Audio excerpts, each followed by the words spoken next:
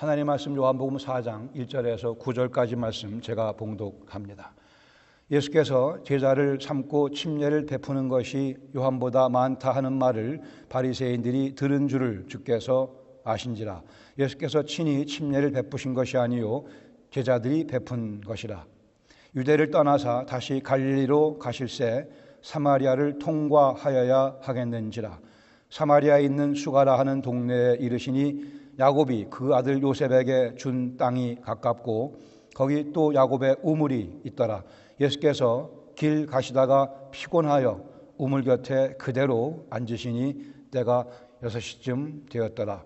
사마리아 여자 한 사람이 물을 기르러 왔음에 예수께서 물을 좀 달라 하시니 이는 제자들이 먹을 것을 사러 그 동네에 들어갔음이러라. 사마리아 여자가 이르되 당신은 유대인으로서 어찌하여 사마리아 여자인 나에게 물을 달라 하나이까 하니 이는 유대인이 사마리아인과 상종하지 아니함이로라. 아멘. 자리에 앉으시겠습니다.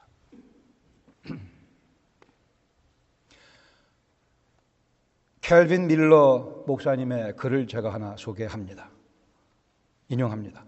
울음은 누구에게나 있으며 그 이유는 물을 필요도 없다. 우리가 살아가는 세상은 울고 있는 행성이다. 여기저기서 웃음소리가 들려오긴 하지만 울음소리가 더 지배적이다. 사람이 커가면서 울음소리와 우는 이유가 변해간다. 하지만 울음은 결코 중단하지 않는다. 어린아이들은 아무 데서나 운다. 심지어 많은 사람들이 있는 곳에서도 운다. 그러나 어른들은 대부분의 경우 어두운 곳에서 그리고 혼자서 운다. 아기들의 경우 울음은 건강하며 살아있다는 증거이다. 소름 끼칠 만한 현실이 아닌가. 웃음이 아니라 울음이 살아있다는 증거라니. 그렇다면 결국 울음과 존재는 동의어가 아닌가. 밀러 목사의 글입니다. 통찰력이 넘치는 글이라고 생각이 됩니다. 어른인 우리는 웃음을 감추려 합니다. 그렇죠. 울면 어두운 데서 혼자 웁니다. 하나의 예의가 될 수도 있겠습니다. 사람들은 꾸며진 미소를 만족감으로 이해하며 받아들입니다. 상냥한 목소리는 모두 즐거움의 증거로 받아들이려 합니다. 그러나 예외 없이 모든 영혼들의 미소와 상냥함 뒤에는 나 혼자만 알고 있는, 나 혼자만 투쟁하고 있는 아픔과 싸움이 있습니다. 예외 없이. 그러나 우리의 울음소리를 듣고 있는 분이 계십니다. 우리의 흐느끼는 어깨를 보고 계시는 분이 있습니다. 울음, 아픔의 증거며 외로움의 증거며 갈등의 증거며 패배의 증거며 슬픔의 증거며 아쉬움의 증거며 또한 동시에 살아있다는 증거이기도 합니다. 그러나 우리가 살아있다는 더 큰 증거는 웃음이어야 하며 그것이 하나님의 의도이며 그것이 예수님께서 우리를 찾아오신 중요한 목적 가운데 하나이기도 합니다. 하늘로부터 쏟아져 내리는 웃음이 우리가 숨을 쉬고 있다는, 우리가 살아있다고 하는 더 큰 증거가 되는 전환점을 우리는 구원이라 부르기도 합니다. 예수님 만나면 울음이 아니요 웃음이 우리의 삶의 더 지배적인 삶의 증거가 된다고 하는 이 복음. 오늘 본문 요한복음 4장 1절에서 9절까지 보시면 자신의 외로움을 숨기고 살아오던 한 여인을 예수님께서 찾아오시는 사건이 기록되어 있습니다. 그 여인의 입가에는 미소가 있었고 그 여인의 목소리는 상냥했을지 모르겠으나 그 영혼 깊은 곳에는 영적인 갈증으로 시달리고 있었던 한 여인 주님께서 찾아오셔서 생수를 선물로 주기 원하십니다. 본문의 배경 1절로 3절 보시면 예수님께서 예루살렘에서 유월절을 마치시고 이제 갈릴리로 옮겨가셔서 사역을 하시려고 합니다. 아마도 아직 바리새인들과 직접적인 충돌은 지금 피하시려는 상황으로 보여지기도 합니다. 4절에서 6절까지 보시면 사건의 경위와 또 장소, 시간이 묘사되어 있습니다. 당시에 남쪽의 갈릴리 지방에서 남쪽의 유대 지방에서 북쪽의 갈릴리 지방으로 가기 위해서는 사마리아를 통과하게 되어 있었습니다. 대부분의 유대인들은 사마리아를 통과하여 갈릴리 지방으로 여행을 했습니다. 그 중에 특별히 경건함을 추구하는 그러한 유대인들 가운데 일부는 요단강 동편으로 이렇게 사마리아를 피해 갈릴리로 가기도 했습니다. 더 먼 길이고 더 힘든 길이었죠. 보통은 그냥 사마리아를 가로질러 갔습니다. 그런데 요한이 4절에 기록하기를 예수님께서 사마리아를 통과하여야 하겠는지라는 표현, 영어로는 must고요, 헬라어에는 day라는 그런 표현을 이렇게 통과하여야 하겠는지라로 번역해 주고 있습니다. 모든 사람이 일반적으로 통과해가는 그 길을 요한이 이렇게 묘사한 데에는 분명한 의도가 있습니다. 신학적으로는 이것을 소위 divine necessity라는 표현을 씁니다. 하나님께서 꼭 하셔야 되겠기에 이 일을 주도하시고 전개하신다라는 의미를 지니고 있습니다. 요한복음에 적어도 10군데 정도에서 이 동사가 사용되고 있는데 그때마다 하나님의 특별하신 계획, 특별하신 뜻이 그 사건에 포함되어 있음을 우리는 발견하게 됩니다.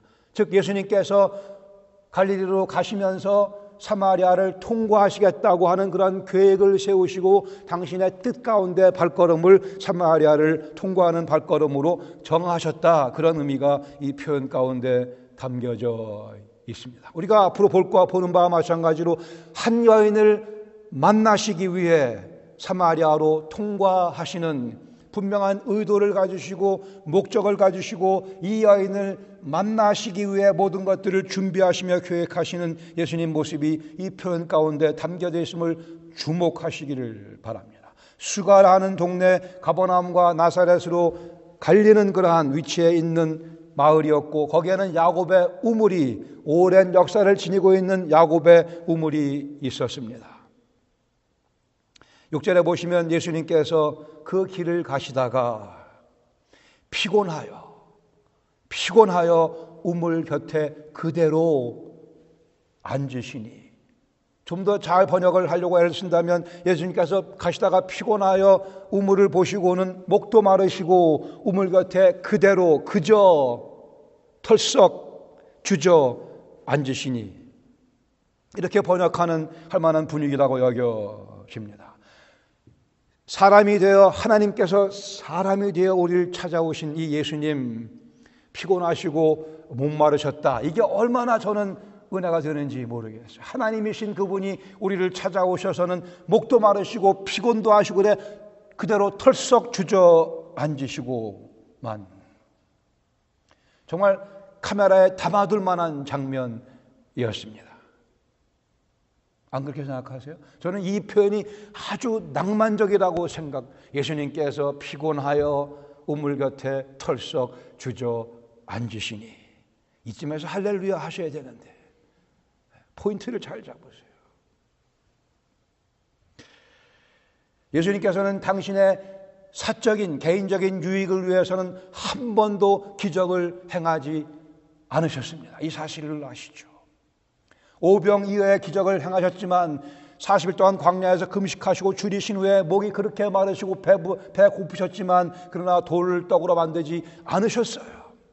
이 상황에 피곤하시고 목이 마르신데 그 물을 당신이 특별한 능력으로 쭉 그냥 이렇게 물이 갑자기 분수가 돼서 쭉 오게 하실 수 있으셨는데 우리 주님은 한 번도 그렇게 하신 적이 없습니다. 당신의 개인적인 유익을 위해 기적을 행하신 적이 한 번도 없으시다고요. 그렇게 피곤해 하시며 여기 앉으시면서 주님께서는 이제 요한복음 4장에서 우리가 보는 것과 마찬가지로 이 사마리아 여인과의 대화를 염두에 두고 계십니다. 더 나아가 예배가 무엇인지에 대해서 이 여인에게 가르쳐 줄 계획을 갖고 계십니다. 당신의 당신의 전지하심을 드러내시며 그 여인에게 생수를 주시기 위해 우물가에 털썩 주저앉아 거의 마치 이 여인이 올 것을 기다리고 계시는 그러한 상황이 묘사되어 있습니다. 때는 6시쯤 되었고 오늘 시간으로 현재 시간으로 하면 정오의 시간이요 해가 따갑게 내리쪼이는 시간이었어요. 더 그래 목이 마르시고 더 피곤하셨을 수 있겠죠. 기억하세요. 예수님께서 요한복음 19장의 십자가에 달려 목마름을 경험하시는 그 시각도 제6시 정오의 시각입니다. 이제 7절 이후에 7개의 주님과 여인과의 대화의 사이클이 기록되어 있습니다. 먼저 오늘 볼 수 있는 7절에서 9절까지 내용은 이제 예수님과 사마리아 여인과의 만남이 이루어집니다. 사마리아 여자 한 사람이 무대에 등장을 합니다. 주님께서 먼저 그 우물 곁에 앉아 계셨고 기다리시고 계시는 상황에 이 여인이 물을 기르기 위해 우물로 찾아옵니다. 여인 사마리아 여인이었고 우리가 아는 대로는 우물가의 여인으로도 알려져 있죠. 보통 여자들은 뜨거운 해를 피해 아침 일찍이거나 또는 저녁 늦게 우물에 와서 물을 기르고 갑니다.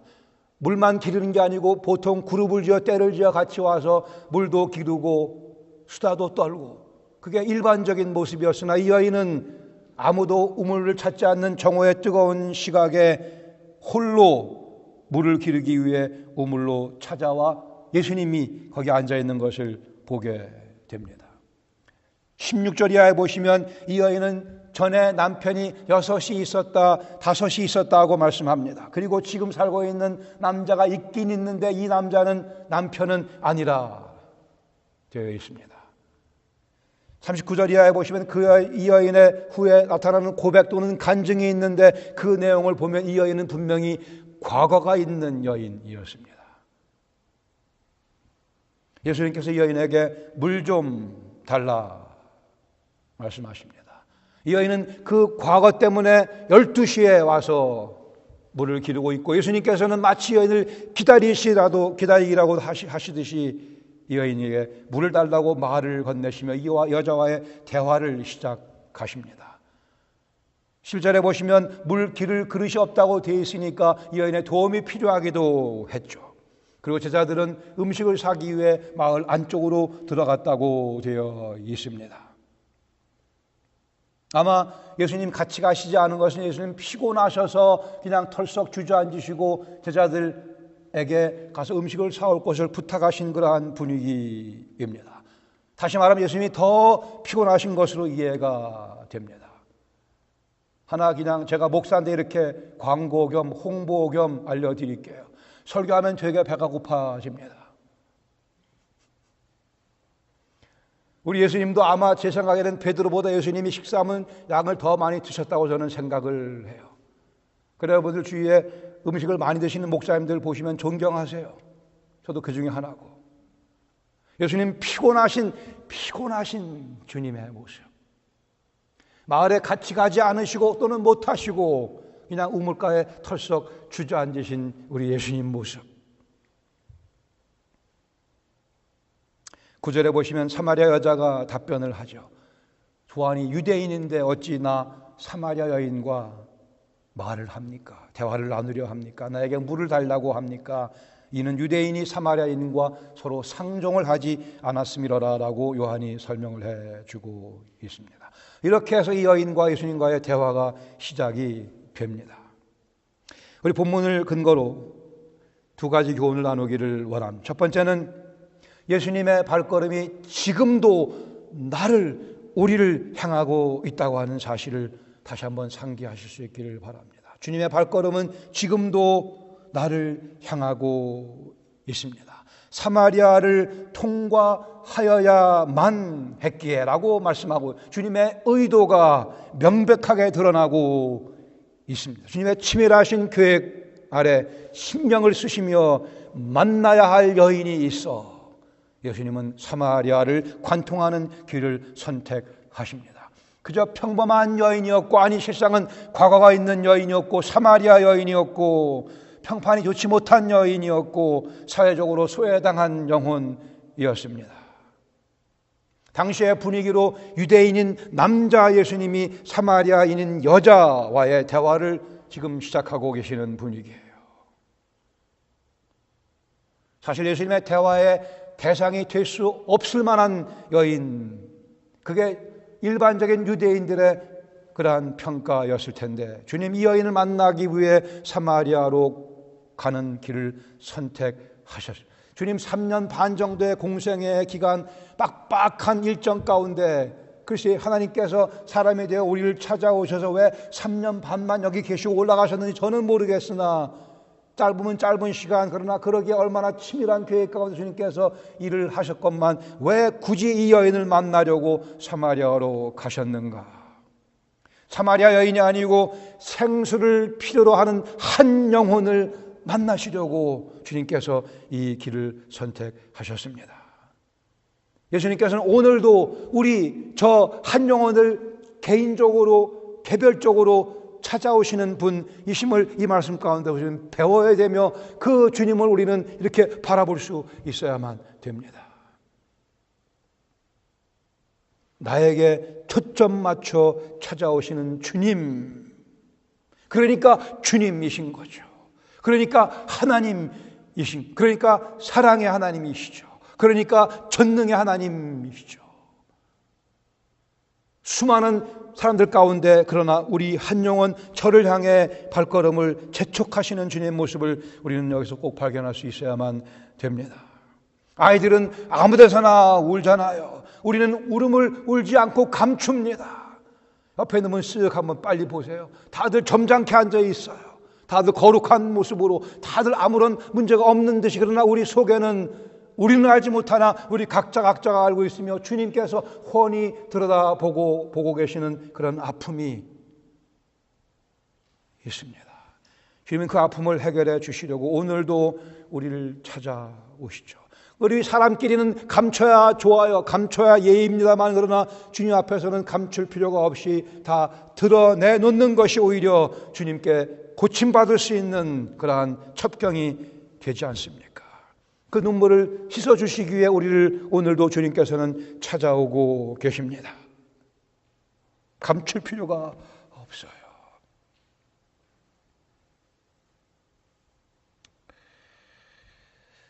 어떤 사람이 비행기를 타는데 갑자기 폭탄을 여기다 숨기고 타려고 그러는 거예요. 그래서 물어봤어요. 왜 폭탄을 갑자기 들고 타려고 하냐?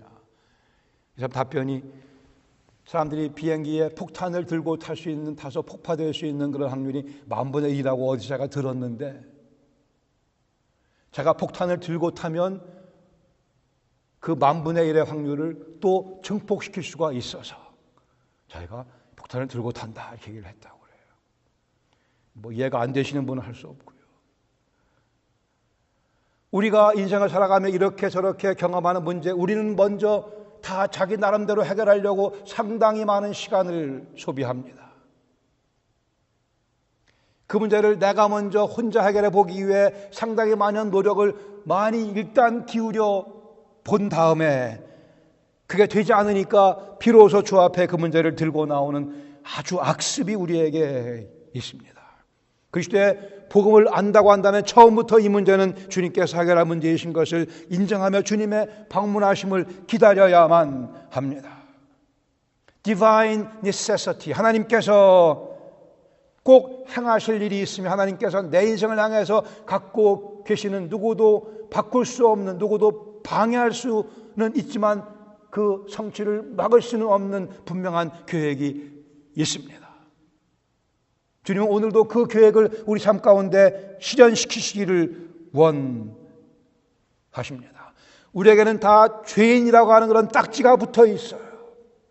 주님께서 오셔서 그 죄인 딱지를 떼어주시고 주께서 계획하신 우리의 인생의 아름다운 모습을, 아름다운 프로젝트를 당신께서 성취시키려고 오늘도 우리를 찾아오고 계십니다. 시편 81편 10절에 말씀하기를, 나는 너를 애굽 땅에서 인도하여 낸 여호와 내 하나님이니 내 입을 크게 열라 내가 채우리라 이렇게 말씀하셨습니다. 내 입을 크게 열라 내가 채우리라. 주님께서 약속하셨어요. 입을 크게 열면 내가 채우겠노라. 내가 채우겠노라. 우물가의 여인처럼 난 주여 내 잔을 높이 듭니다. 하늘 양식 내게 채워 주시옵소서. 끊임없는 우리의 기도가 되어야 할 것입니다. 영적으로 그리 가난하게 계속 살아갈 이유는 전혀 없습니다. 영적으로 입을 크게 벌리며 하나님의 채우시는 은혜를 체험하며 나를 찾아오시는 주님의 그 발걸음에 그 소리를 들어가며 오늘도 우리를 채우기 위해 찾아오시는 주님. 난 사마리아 여인이 아니다라고 우기지 마. 나는 외롭지 않다고 우기지 마세요. 나는 왕따가 아니다 우기지 마. 우리는 다 외롭습니다. 그리스도 예수의 충만함이 있기 전까지는 우리는 모두 다 외로운 존재예요. 피할 수 없는 현실입니다. 창조주가 계시고 피조물인 우리가 죄에 섞여 살기에 그리스도 예수의 충만함이 있기 전까지는 우리는 다 외롭습니다. 다 공허하며 다 뒤뚱거리며 안절부절하며 인생을 살아가게 되어 있습니다. 우리는 사마리아 여인, 우물가의 여인입니다. 그러나 우리 주님께서 사람이 되어 우리를 찾아오셔서 외로운 또 한 사람인 우리를 찾아오고 계십니다. 그리고 우리에게 물 좀 달라고 대화를 시작하십니다. 당신의 전지하신 모습을 드러내시며 생수를 우리에게 주시려고 예배가 무엇인지 가르쳐 주시려고 당신이 온 세상의 구주이신 사실을 알려주시며 우리가 그 내용을 선포할 수 있게 해주시려고 주님께서는 오늘도 우리 한 사람 한 사람 저를 찾아오고 계십니다. 우물가로 찾아오십니다. 삶의 현장으로 찾아오십니다. 우리도 우물가로 나가야죠. 삶의 현장에서 나를 찾아오시는 주님의 발걸음 소리를 들을 수 있는 영적 청력이 우리 속에 주어지기를 바라며 그분의 모습을 펼 수 있는 영적 시력이 우리에게 주어지기를 주님께 간구해야 할 것입니다.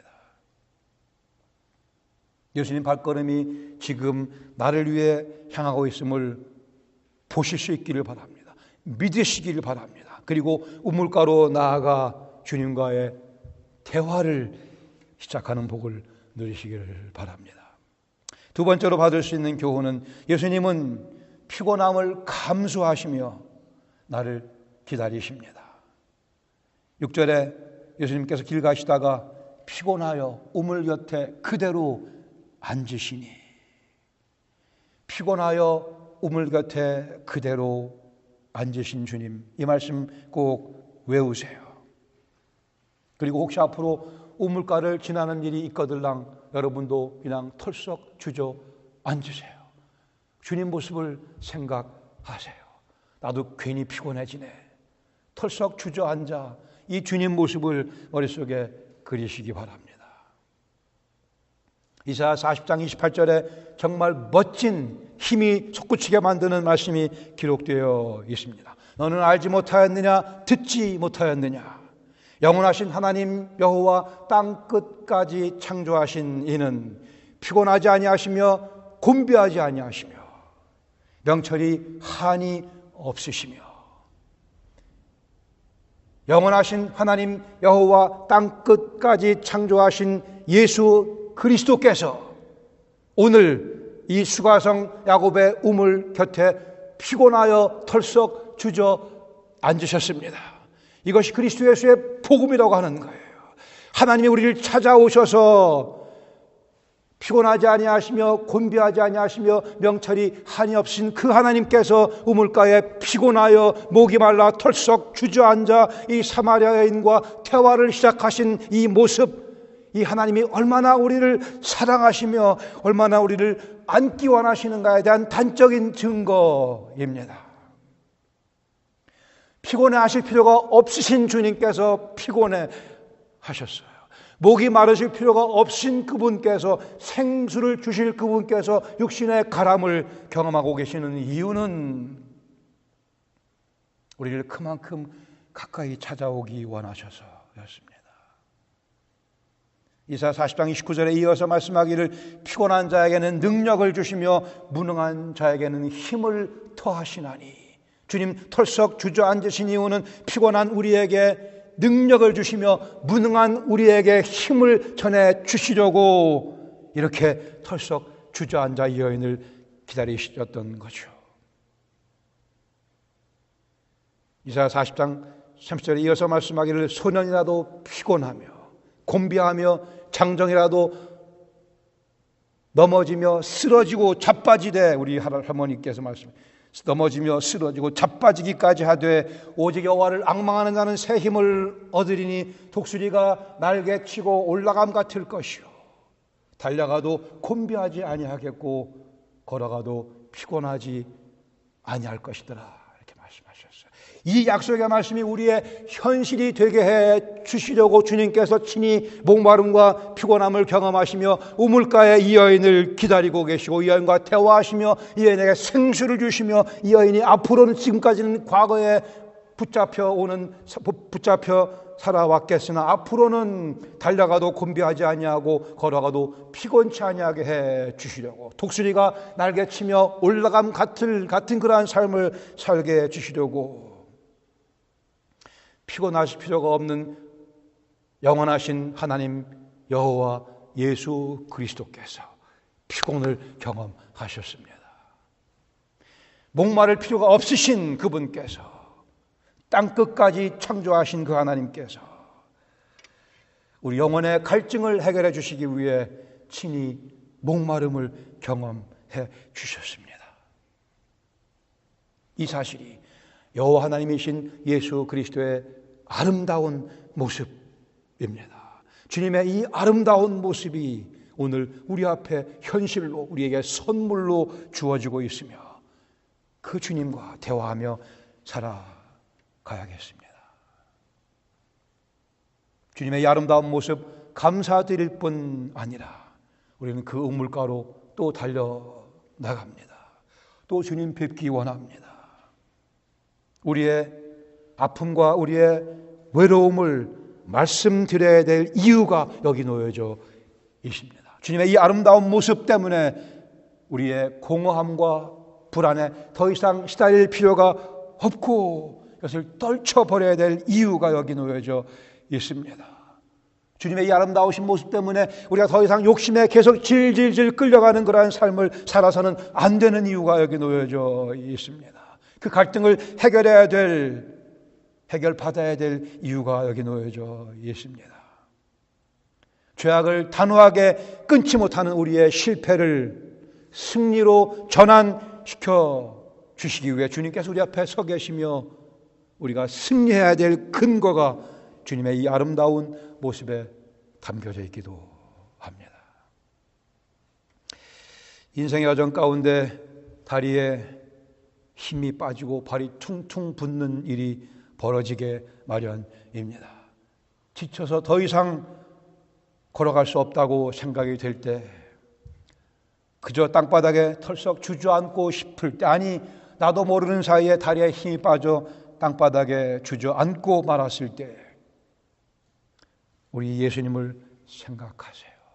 우물 곁에, 피곤하여 우물 곁에 털썩 주저앉으신 주님, 다시요, 이 시간이 정오 12시의 시간이었고요, 주님께서 십자가에 달리시며 목이 말라 하시며 순환당하시는 그 시각도 12시였습니다.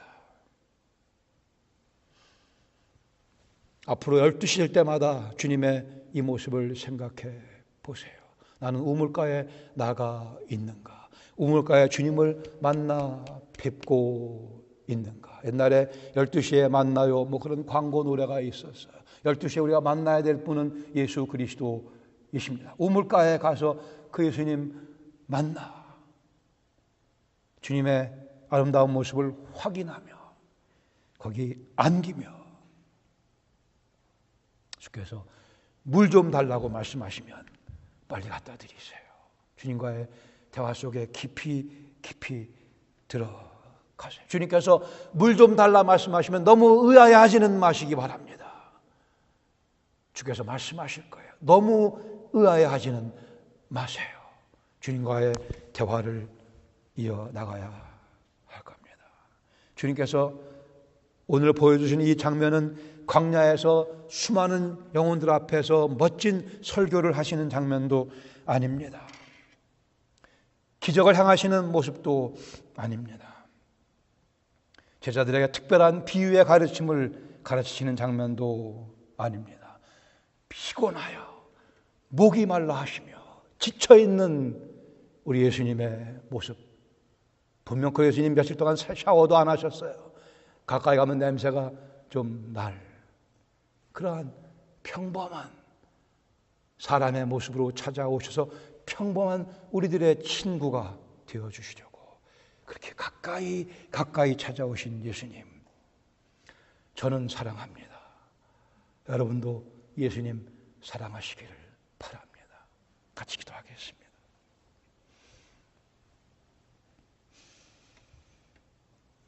주님, 어쩌자고 주님께서는 이렇게 피곤한 모습으로, 목이 타는 모습으로 우물 곁에 털썩 주저앉으셨는지요.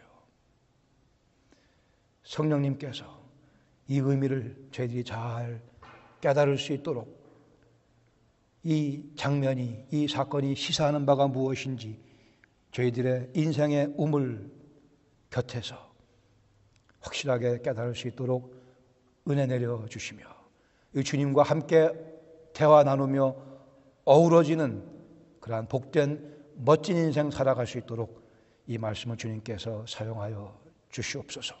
저희들의 강해지는 모습 인하여 우리 주님께서 영광 받아 주시옵소서. 예수님의 이름으로 감사드리며 기도합니다.